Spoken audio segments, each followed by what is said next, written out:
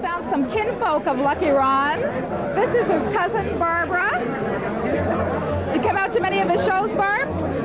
Yes, I bump into him all the time. If you have ever been to Ottawa's Downstairs Club on either a Wednesday or a Saturday night, you have probably been fortunate enough to see Lucky Ron, who is like a legend here in Ottawa. And we're fortunate enough tonight on Stage Door to have Lucky Ron sit in with us. Welcome to the show. Oh, thank you very much. First question I want to ask you, and this may be a little obscure, where did the name Lucky come from? Now, you've been playing the club for about 6 years now, and you've always been Lucky Ron. Where did you get the Lucky part? Well, I got it off the guy that did it for 2 months before I started the show. His name was Lucky Jim. He went away for a weekend to Toronto to visit some friends or something else, whatever the heck he was doing, and I took over the show for that Saturday, only scratched out Jim in the poster, put my name on it, did a poster run, and the rest is history. Good for you. Yeah. So, for the past 6 years, you've been at the Downstairs Club a couple nights a week, minimum. That's a rare occurrence in a city where they book you for such a long period of time. How did that come about, that you've been there for so long? Well, for some strange reason, which I can't put my finger on, it turned out to be sort of popular. And I guess anything gets popular, they like to keep it around as long as they can, you know, for myself and the management and the people down there. I've got no no interest in leaving the thing, so I'll be there for, you know, another 29 years if I can. From seeing your show, and from people who have seen your show live a number of times, I mean, there's a mixture of rockabilly and country, and sometimes it feels like there's a little bit of blues in there hiding in the background. It's, you subscribe to the older music, like the original stuff. Yeah, period, in any sort of a form of music, you know, whether it's whatever I'm playing at the time, you know, it's always the earliest form of it. You know, whether it be the country or when I was playing rock and roll music, and to go back to the rockabilly thing for the beginning of it or whatever, you know, always like that. We have some video coming up here in just a few minutes where we're going to show some of the stuff that Ron does on stage if you've never been fortunate enough to see him. But the fact that you work alone on stage, that's a lot of heavy pressure, because so many guys like to rely on other band members, and you don't have that. Well, it's not for me, it's not really any pressure at all. As it turns out with this show, it's a heck of a lot less pressure than playing, you know, different places all the time with a band. That's what I've based it around. Nice and comfortable here for me, so, you know, the single thing doesn't really bother me, because I get, you know, a good audience, you know, that don't put me in any position to make me uncomfortable. Okay, what about, for instance, because you play in the city a lot, touring or playing around, do you like to travel much? Or? Well, it's, to tell you the truth, I don't really like it at all anymore. I was, before I started the show, I was going in and out of town to out-of-town bars for 17 years. You know, so I think that's enough for anybody. Especially now when I can play in town, like, and don't have to, it's not any real trouble to me. I jump in the car, go down there, put on my hat, and away I go. It's an easy life for me, that place, you know.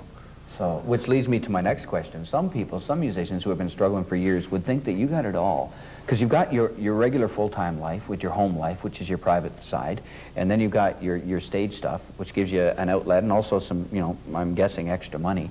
And you kind of balance the two of them equally. Was that a plan long-term, or it just kind of happened that way? Well, it did happen that way. It wasn't a plan, but the reason it happened that way is because my lack of interest of sacrificing, you know, any of my personal life. I mean, I'm not going to go out and do any sort of traveling to try to make anything, you know, out of myself or out of my musical career and come home with $100 when I can, you know, have to take time off my day job and all that sort of a thing, you know, and that's not, never quit your day job. Even if you're successful at night. Yeah, because that'll only last so long anyways. Okay, it's quickly, because we talked about this before we came to the studio tonight. We were talking about Wayne Ronstadt's Gatineau Clog, which is a big deal here on a yearly basis.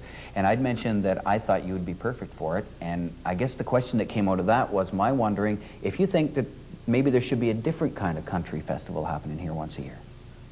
No, I don't think there's anything wrong with that. I think they pretty well wrap up anything that is any sort of demand for. They've got it all wrapped up right there. I don't think that there's any room for any sort of an alternative Gatineau Clog. They pretty well cover, you know, every angle for people that are interested in country music. You've never played it, and I am surprised that they haven't come to you and said, Lucky Ron, you got to be here for the Clog, because what I've seen happen at the Downstairs Club in front of an audience, I can just imagine what you would do to 5,000 or 10,000 people on a stage. Yeah, well, sometimes, you know, you can't it's hard really to look at it that way because, for starters, with the people I got coming down there, a lot of them before they came down, wouldn't even listen to country music, and the people that do listen to country music before, they don't come down at all.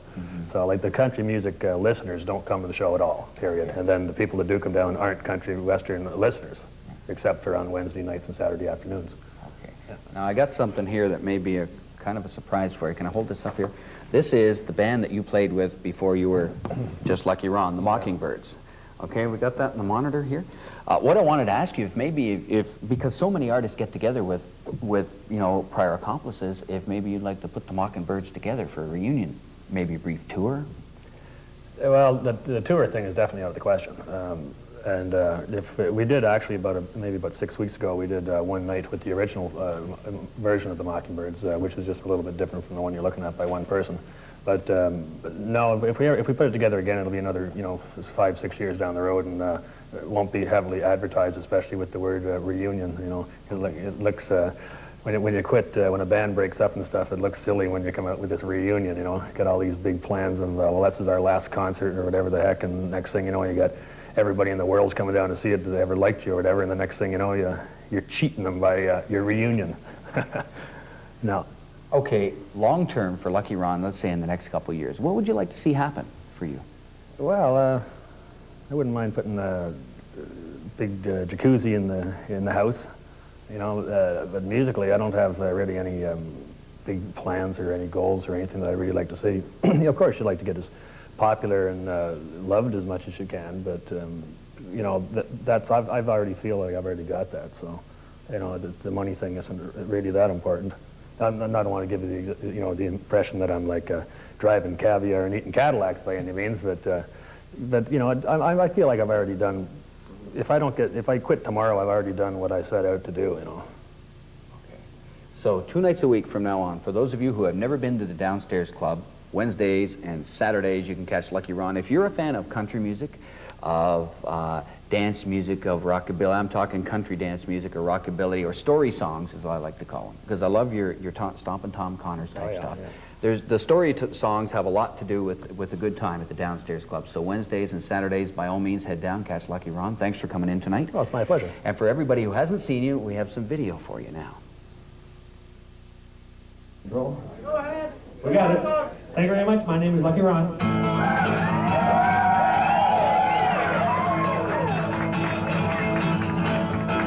On the mountain, what do you see?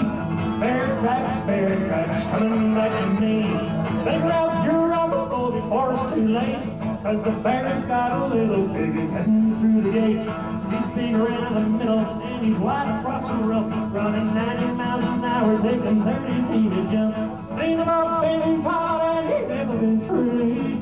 Some folks say he looks a lot like me.